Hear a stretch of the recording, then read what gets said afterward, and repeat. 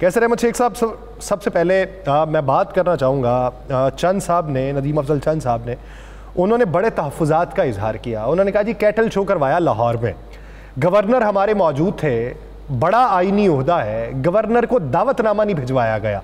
हाँ, जरदारी साहब आ जाएं तो उनको वेलकम नहीं किया जाता। वो कहते हैं जी हमें यहाँ पे स्टेक होल्डर ही नहीं समझा जा रहा और हमें नहीं समझ के पाकिस्तान मुस्लिम लीग नून ऐसा क्यों कर रही है। तो सर, जब मेन स्टेक होल्डर या मेन जो एलाय है उसके ये तासुरात हों तो फिर दूसरों के तासुरात तो दूर की बात, अपोजिशन जो मर्जी कहती रहे उसको तो छोड़ दीजिए, एलाय आपके साथ क्यों नहीं मिल रहे? बिस्मिल्लाहिर्रहमानिर्रहीम। देखिए, पीपल पार्टी बिल्कुल हमारी एलाई पार्टी भी है, हमें सपोर्ट भी कर रही है। उन्हीं की वजह से हमारी हुकूमत, उनकी और हमारी अलायंस की वजह से हमारी हुकूमत है, क्योंकि मेजॉरिटी तभी हुई है। ये देखिए, परसों आसिफ जरदारी साहब ने तमाम मिनिस्टर्स को बुला के उनका हलफ किया है, तो ये किस तरह, और तमाम उनके पीपल पार्टी के भी लोग वहाँ मौजूद थे। सदर साहब जो होते हैं वो उनका फर्ज होता है, सदर साहब नहीं हलफ लेना है सर, वो कह रहा मोहम्मद बूटे चने वाले ने लेना है, वो तो फर्ज है ना उनका शेख साहब। नहीं, वो ठीक है, वो ठीक है, हलफ वो तो फर्ज होता है, लेकिन मेरा कहना है उसे सारे मौजूद हैं उसे असी आपस मिल के सही, बिलावल भुट्टो जरदारी भी है, उन्होंने बहन भी सी, उसे सारे के सारे पीपल पार्टी के, सलीम मानवी वाला भी सी, हम सब थे इकट्ठे, किसी ने कोई शिकायत नहीं की, कोई बात नहीं है। ये पता नहीं है टीवी पे ही ज़्यादा शिकायत। अच्छा, मैं मिलता रहता हूँ वहाँ पे, क्योंकि कराची रहता हूँ, पीपल पार्टी के तमाम लोग मुझे मिलते हैं। मैं गया हुआ था परसों खुर्शीद शाह साहब के घर वहाँ कराची, क्योंकि उनकी तबीयत का हाल पूछने के लिए गया था। पता नहीं आपने वो देखा है कि नहीं देखा। खुर्शीद शाह साहब को मैं जाके मैं मिला हूँ, हमारे सीनियर लीडर हैं, और 1 घंटा मैं उनके पास बैठ के रमूज सल्तनत पे, हालात पे, मौजूदा हालात पे बातचीत करता रहा हूँ। मैं सारे, आप चेक कर लीजिए, मुराद अली शाह के पास कई बार मेरी मुलाकात हुई है, क्योंकि मेरे पास मेरी टाइम है, और ये मुंसलिक है, सिंध हुकूमत और फेडरल गवर्नमेंट मिल के ये चला रही है, उन्हीं का एक दूसरे से हम मशवरा करते हैं। देखो, फिशरीज में भी सिंध हुकूमत भी है और फेडरल गवर्नमेंट भी है, कोरंगी फिश हार्बर हमारे पास है और किमाड़ी उनके पास है। तो ये तमाम चीज़ें मैं तो समझ नहीं आ रहा, असेंबली में मिल के हम बैठते हैं, वो हमसे क्वेश्चन करते हैं, तो ये सारे, ये देखिए, ये तो घर में भी कोई अपना, घर के अंदर भी कुछ ना कोई इख्तलाफ तो रहता है। बातचीत जो पॉलिटिक्स में है वो तो तभी होती है, और ये शोर मैं आपको कहता हूँ कि हमारी पार्टियों का बहुत ही अच्छा इत्तेफाक है। कुछ इख्तलाफात ज़रूर होंगे। मुझे उस दिन मेरे साथ बैठे थे मेरे साथी हैं, तो वो मेरे एरिया के MP है, तो वो उन्होंने मुझे शिकायत की और उन्होंने कहा कि हमें आप डेवलपमेंट प्रोग्राम नहीं देते। मैंने कहा मेरे हिस्से का प्रोग्राम, आपका भी, मेरा इलाका वही है, आप मेरे साथ MP है, आप वहाँ MPA कंटेस्ट करते हैं, मैं MNA कंटेस्ट करता हूँ, तो बेशक आप मुझे बताइए कहाँ जाके आपने डेवलपमेंट प्रोग्राम खर्च करना है, मैं उसी इलाके में हूँ तो आपके साथ वो खर्च करता हूँ। तो मैं ये कह रहा हूँ कि ये इख्तलाफ जो होता है ना जी, वो गवर्नर साहब को है, और मैं समझता हूँ उनको भी सॉर्ट आउट करना चाहिए।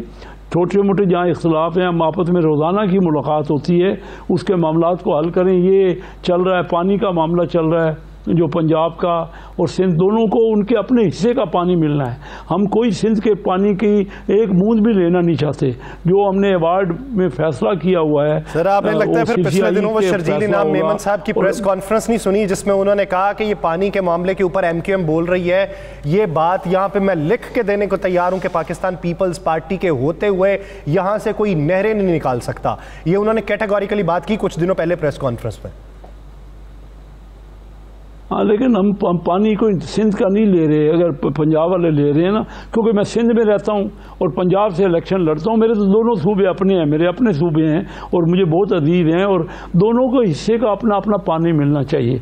देखिए, किसी के हिस्से का किसी को दूसरे को हिस्सा नहीं लेना चाहिए। इक्विटेबल तभी हमारा मुल्क चल सकता है ना। हम एक फेडरेटिंग यूनिट हैं, तमाम यूनिट मिल के मुल्क बना हुआ है।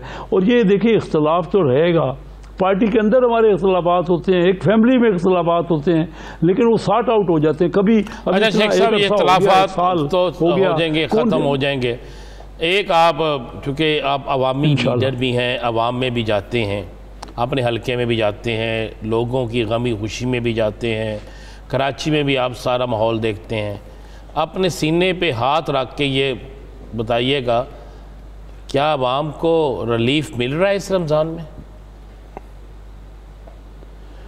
دیکھیے بات سنیے رانا صاحب، یہ آپ بالکل ٹھیک کہہ رہے ہیں۔ دیکھیے ہماری کوشش یہ ہے کہ عوام کو جلد سے جلد ریلیف ملے۔ دیکھیے یہ جو چھوڑ کے گئے تھے 2022 کے اپریل میں، وہ تو پاکستان ڈیفالٹ ہو رہا تھا، سب سے پہلے پاکستان کو بچانا تھا۔ یہ آپ درست کہہ رہے ہیں کہ عوام کو جو ریلیف ملنا چاہیے اتنا نہیں مل رہا، یا عوام خوش نہیں ہے اتنا۔ حالات مہنگائی دیکھیں نا، بہت زیادہ ہو رہی تھی، 22% تھی، وہ کم ہو کے 1.5% ہو گئی۔ یہ نہیں مطلب کہ چیزوں کی سستی کون سی ہوئی ہے شیخ صاحب؟ میں یہی جاننا چاہتا ہوں، مہنگائی 22 سے 1.5% پہ آ گئی، اور مجھے بتا دیں چیز سستی کون سی ہوئی ہے؟ آپ گئے، آپ کو بھی خریداری کرنے گئے ہیں؟ کیلا، مالٹا، سیب، خربوزہ، یہ کوئی چیز لینے گئے ہیں رمضان میں؟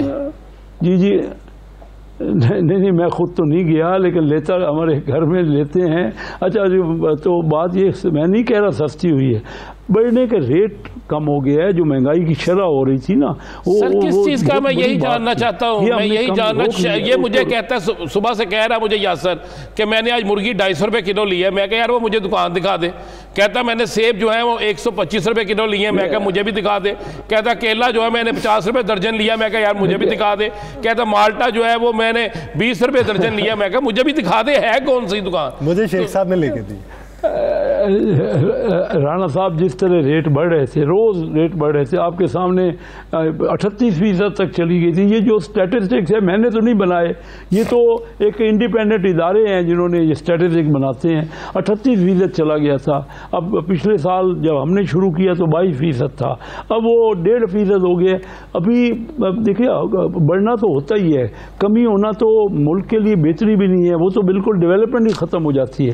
لیکن ساتھ ساتھ آپ دیکھ رہے ہیں کہ مارک اپ ریٹ جو جس کو پالیسی ریٹ کہتے ہیں، یعنی جو کاروباری لیتے تھے جس سے فیکٹری لگنی ہے یا کاروبار چلنا ہے، وہ 22% تھا ریٹ، وہ اب ریٹ ہو گیا 12%۔ اب شاید اور 1-2% 10 تاریخ کو ہونی ہے دوبارہ۔ اچھا شیخ صاحب چلے معمول سے ہٹ کے یہ جو روزمرہ کی باتیں ہوتی ہیں اس سے ہٹ کے بات کرتے ہیں آپ کی وزارت کے حوالے سے۔ سر اگر ہم اپنے ہمسایہ ممالک کو دیکھیں، بنگلہ دیش کو دیکھیں، ہم انڈیا کو دیکھیں، یا دیگر اس کنٹری یا ریجن کے اندر ان ممالک کو دیکھیں جنہیں سمندر لگتا ہے، سر بلو اکانومی کے اوپر بڑا کام ہو رہا ہے، لیکن ہماری جتنی بھی پورٹس ہیں یا جتنی بھی ماہی گیری والی صنعتیں ہیں، ہم بلو اکانومی کے اوپر توجہ ہی نہیں دے سکے۔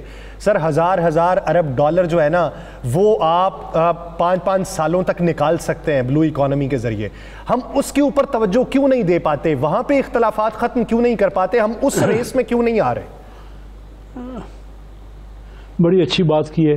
دیکھیے بلو اکانومی ہمارے یہاں بہت کم ہے، یعنی ہماری قومی آمدنی کا صرف 0.5% ہے، دنیا میں ایوریج 7% ہے، لیکن اب بہتر ہو رہا ہے۔ میں آپ کو بتاؤں مثلا ہم 2023 میں آپ کو فگرز دے رہا ہوں، آپ تھوڑا سا اس کے توجہ کریں۔ 2023 میں جون میں کے پی ٹی جو سب سے بڑا کراچی پورٹ 1881 میں بنا تھا، اس نے 2 ارب روپے کمایا تھا۔